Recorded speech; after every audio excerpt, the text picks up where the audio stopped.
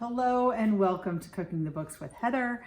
Today we are once again doing an evening video because we're going to have this for dinner tonight. And we are going to be making my children's absolute least favorite food ever, mashed potatoes. We're working from the Poole's Diner cookbook. And we're going to be making mashed potatoes with herb scented cream. So our first job is to get the cream going. So I have quite a lot of heavy cream here and going into a saucepan. And I'm just going to save this because when we're done, we're going to strain the solids out of the cream, and I'm just going to strain it back into here, which will be very convenient. We have some thyme sprigs. I just kind of cut them off of a plant that I bought because the grocery store did not have any of the little clamshell packages. We have a fresh bay leaf. I'm sure you could substitute a dried if you wanted. We have half of a shallot, and you'll see that I did not bother to peel this, and that is because we also have half of a whole head of garlic cut in half across the equator. You can see on both sides, you can kind of see the cloves, and we're gonna be straining all of the peels out so it doesn't really matter. And we have some peppercorns. Now these are gonna go on the stove. We're gonna bring it up to a boil and we're gonna let it sit for 15 minutes. So I'm gonna get that started right now. So I already realized I did something wrong. The thyme is supposed to go in after it boils. So I pulled that out. We'll put it in after. Now, while that is steeping, boiling and steeping, I'm going to go ahead and boil my potatoes. We've peeled them and cut them up into about 1-inch pieces, close as you can get.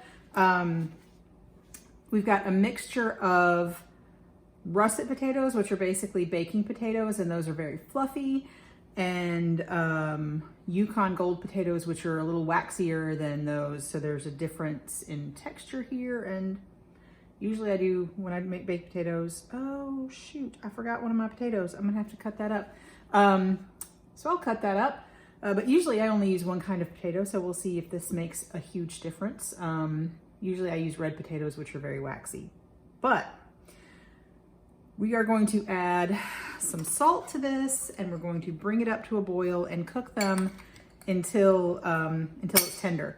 Now, she does have very specific measurements for both the salt and the water for this. I'm sure you don't have to be all that specific for either one of those, but I'm following the recipe as closely as I possibly can.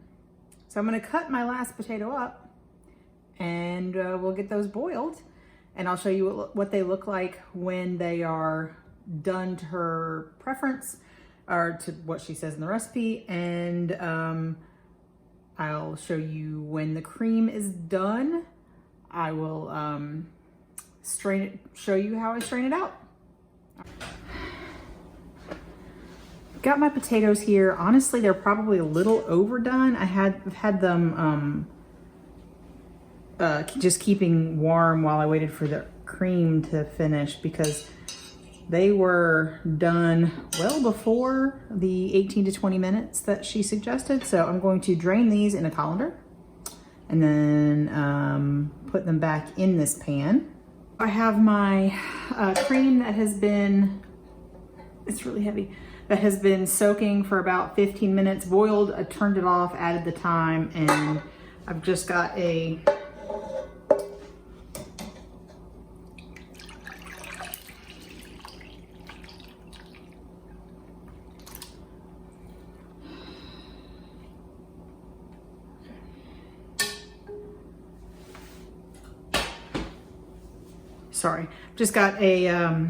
a fine mesh strainer here, caught all of the stuff. My potatoes are really much more done than I would have liked, but they took a lot less time than she said, so it didn't all work out very well.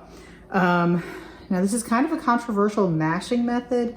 First, she wants you to do it over a low heat, but just didn't want to set up the cameras over there, and it'll be fine like this because my cream is still hot. My butter is not super room temperature, but it should be fine. The potatoes are really hot.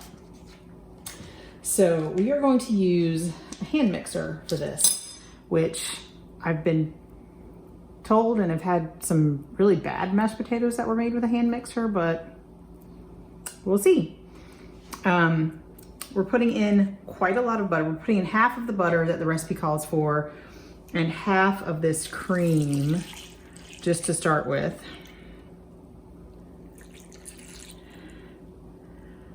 And now we're just gonna use the hand mixer and mix them in the pan. All right, now we're supposed to add a little more cream, a little more butter until we get it to a very silky smooth texture. We may not use all of this cream and all of this butter. I'm sure I can find another use for it if I can't.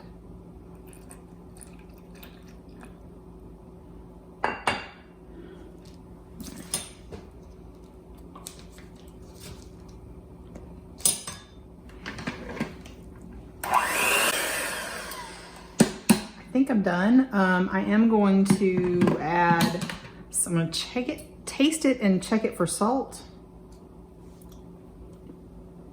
Need some salt. I'm gonna put about half of what she recommends in there and mix it up again and see if it needs more.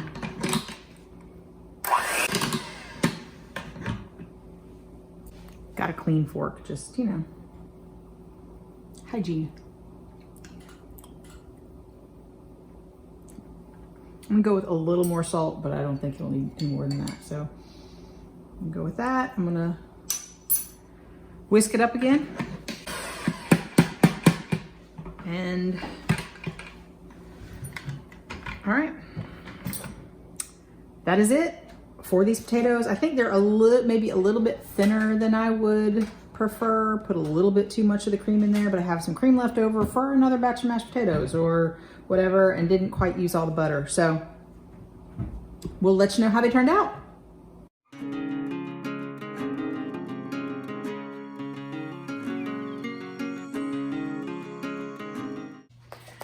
On this episode of Cooking the Books with Heather, we were cooking from the Poole cookbook, and we made mashed potatoes with herb-scented cream. Now, we had a lot of the cream left over, first of all. It was really easy to make it, didn't take long. The potatoes actually cooked much faster than it said in here, and honestly I probably should have checked them earlier, but I just didn't think that they would be done that early.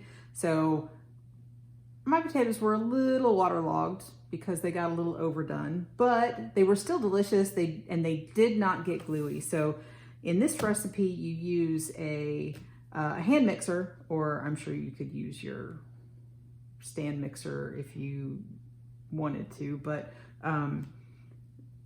use a hand mixer in the pot and add the cream and, you know, as much as you need. And it doesn't get gluey, which is great because that's sort of one of the things that can happen when you overwork mashed potatoes, but these ones did not. I think maybe the combination of the russets and the more waxy Yukon Golds helped. We did have plenty of the cream left over. I think we ended up using about half of the cream total.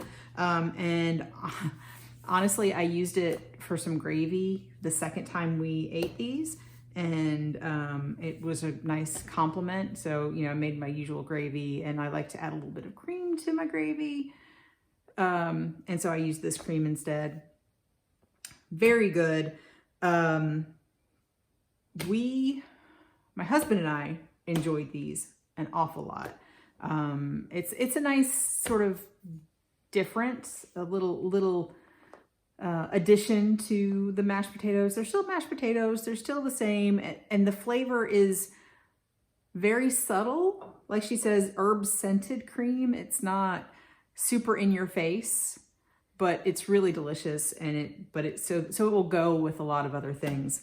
And I know I talk about my kids every time, so they did not eat it. Well, They tried it, but again, they hate any kind of mashed potatoes, so there was no expectation that they were going to like these just because they were Ashley Christensen Poole's Diner mashed potatoes, and you know, that didn't work out. But we actually happen to have quite a bit left because it makes a very large amount of mashed potatoes. So it's great if you're going to have a lot of people over for Thanksgiving and need a lot of mashed potatoes. This is a great recipe for that because you'll end up with plenty.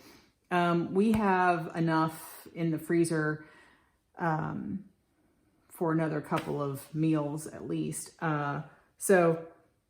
And I did want to mention that mashed potatoes reheat very, very well, sort of boil in bag. We have a food saver, a vacuum sealer, and as long as the potatoes have some fat in them, like this cream, they will reheat beautifully. Potatoes have a tendency to have an off texture when they've been frozen, but this way they will be fine. And you know, if you can't eat them all at first, then you can have them another day. So I hope you enjoyed watching me cook. And if you did, please hit the thumbs up button, subscribe, and come back next week and watch me cook something else.